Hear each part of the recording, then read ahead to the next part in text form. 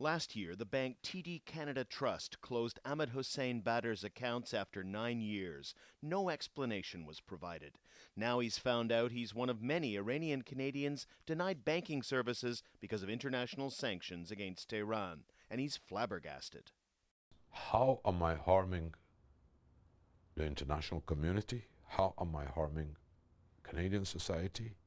How is this act exerting coercive pressure on the Iranian government? Why are you making my life complicated?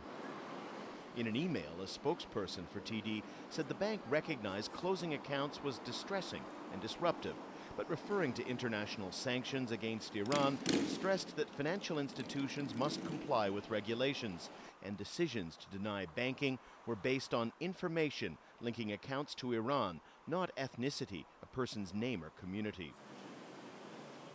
Iranian community leaders recently met TD executives and were told that some account closures may be re-examined. And it's important not to lose sight of that, the fact that the Iranian regime is a brutal tyranny and that it does need to be punished. And our position's always been that those regulations and the regulatory environment should punish just the Iranian government and not innocent Iranian people that have no ties to that regime.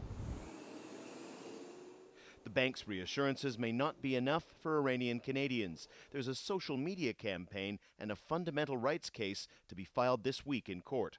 The country's leading civil rights organization says it's investigating.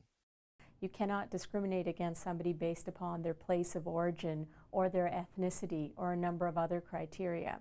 So if all people of Iranian origin are caught up in this, we would have to look at whether or not there has been a non-justifiable violation of the Human Rights Act.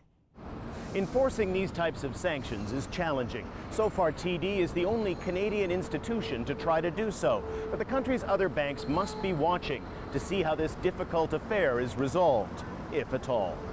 Daniel Lack, Al Jazeera, Toronto.